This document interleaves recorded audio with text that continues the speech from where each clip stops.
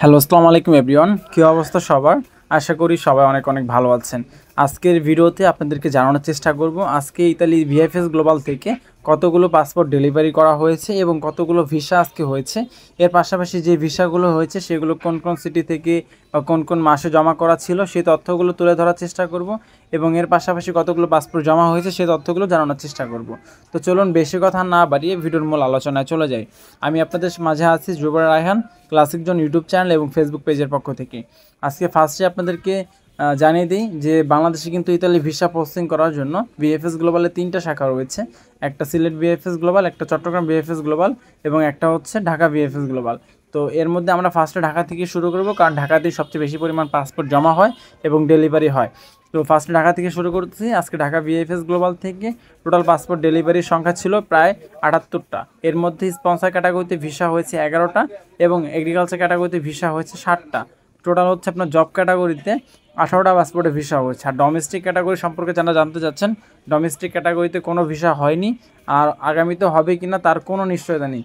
আপনারা 2026 সালে যে ফ্লুসি বা আবেদন প্রক্রিয়া হতে চলেছে সেখানে আপনার কেউ ডোমেস্টিক ক্যাটাগরিতে আবেদন করবেন না।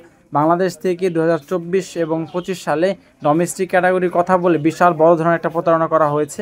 কারণ যে একটা বাংলাদেশ থেকে গিয়েছে সেও ডোমেস্টিক ক্যাটাগরিতে তার হয়ে আবেদন করিয়ে তার থেকে 2 লাখ টাকা নিয়ে পরবর্তীতে 1 লাখ খেয়ে বাকি 1 লাখ ফেরত দিয়েছে 2 বছর পরে। তো সেক্ষেত্রে আপনার প্রতারিত হতে না চাইলে ডোমেস্টিক ক্যাটাগরিতে কেউ আবেদন করার জন্য আগ্রহ প্রকাশ করবেন না। তো এর পাশাপাশি স্পন্সর এবং এগ্রিকালচারে কিন্তু ভিসা হয়েছে ভালোই। এর পাশাপাশি ফ্যামিলি ক্যাটাগরিতে ভালো ভিসা হয়েছে। ফ্যামিলি ক্যাটাগরিতে প্রায় 18টার মতো ভিসা আজকে হয়েছে এবং ট্যুরিস্ট ক্যাটাগরিতে আজকে ভিসা হয়েছে 12টা। তো যতটুকু দেখলাম স্পন্সর এবং হচ্ছে এগ্রিকালচার জব ক্যাটাগরি এবং ফ্যামিলি ক্যাটাগরি দুইটাতেই 18 করে ভিসা হয়েছে এবং ফ্যামিলি ট্যুরিস্ট ক্যাটাগরিতে ভিসা হয়েছে 12টা। এছাড়া স্টুডেন্ট ক্যাটাগরিতে আজকে বেশ কিছু ভিসা হয়েছে। স্টুডেন্ট ক্যাটাগরিতে আজকে ভিসার পরিমাণ ছিল প্রায় 9টা আর রিজেক্টের পরিমাণ ছিল প্রায় 20 থেকে 22টার মতো।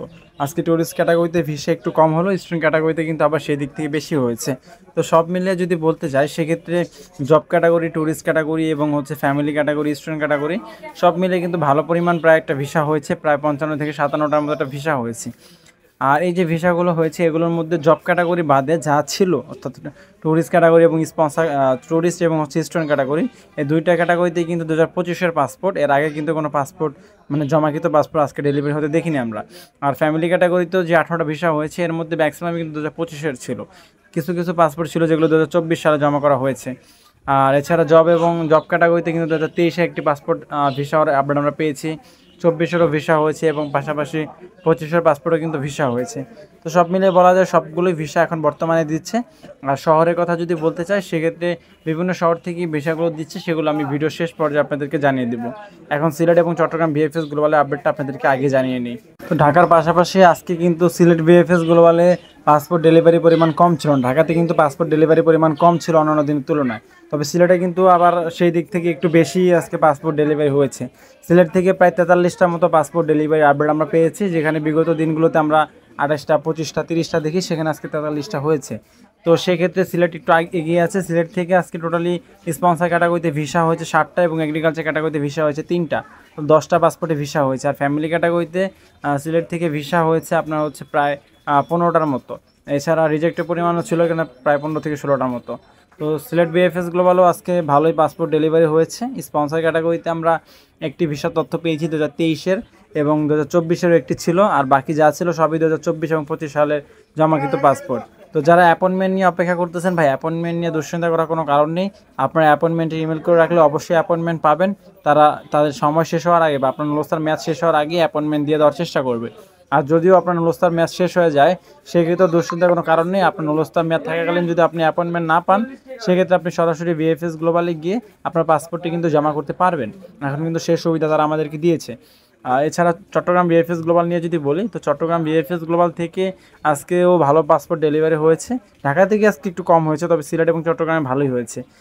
চট্টগ্রাম থেকে আমরা যতটুকু জেনেছি চট্টগ্রাম থেকে প্রায় 32টার মতো পাসপোর্ট আজকে ডেলিভারি করা হয়েছে, যার মধ্যে স্পন্সর ক্যাটাগরিতে ভিসা হয়েছে 6টা এবং এগ্রিকালচার ক্যাটাগরিতে ভিসা হয়েছে 3টা। টোটাল 9টা পাসপোর্ট জব ক্যাটাগরিতে ভিসা হয়েছে। ফ্যামিলি ক্যাটাগরিতে ভিসা হওয়ার পরিমাণ ছিল প্রায় 12টা। আর রিজেকশনের পরিমাণও ছিল প্রায় 10 থেকে 11টার মতো। তো চট্টগ্রাম থেকেও আজকে ভালো পরিমাণ পাসপোর্ট তারা ডেলিভারি দিয়েছে, কারণ চট্টগ্রাম থেকে আমরা কখনোই দেখি না 20-25টা বা 30টা বেশি পাসপোর্ট তারা ডেলিভারি দেয়। তো সেই ক্ষেত্রে আজকে প্রায় হচ্ছে 32টার মতো দিয়েছে, তো ভালোই দিয়েছে। তো আশা করি ঢাকা বিএফএস গ্লোবালেও আগামী দিনগুলোতে পাসপোর্ট ডেলিভারির পরিমাণ বাড়বে, কারণ ঢাকা বিএফএস গ্লোবাল আমরা সবসময় দেখি প্রায় 100 বা এরও বেশি পাসপোর্ট তারা ডেলিভারি দিয়ে থাকে। তো আশা করি আগামী দিনগুলোতে আরও বাড়বে। তো এই ছিল মূলত ঢাকা, সিলেট এবং চট্টগ্রাম এই 3 বিএফএস গ্লোবালের পাসপোর্ট ডেলিভারির আপডেট। কোন ক্যাটাগরিতে কতগুলো ভিসা হয়েছে সে তথ্যটা জানিয়ে দিয়েছি। এখন আপনারা অনেকেই জানতে চাইবেন যে ভাই এই পাসপোর্টগুলো কোন কোন শহর থেকে হচ্ছে। দেখেন ভাই, বর্তমানে যদি আমি এক কথায় বলি, বর্তমানে সব শহর থেকেই কম বেশি ভিসা তারা দিচ্ছে এবং হচ্ছে।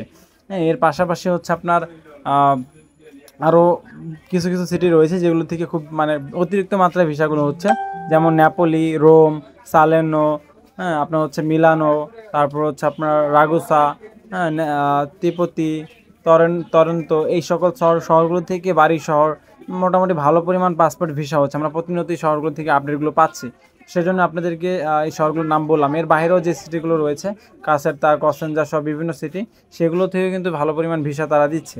তো আশা করি আপনারা যারা যে শহর থেকে আবেদন করেছেন সব শহর থেকে ভিসা পেয়ে যাবেন। আপনি কোন শহরে আবেদন করেছেন সেটা অবশ্যই কমেন্টে জানাবেন, সেক্ষেত্রে আমরাও সেই শহর সম্পর্কে জানতে পারবো বা সেই শহর সম্পর্কে আপডেট নেওয়ার চেষ্টা করবো যে আপনার শহরগুলো থেকে কি ভিসা দিচ্ছে কিনা।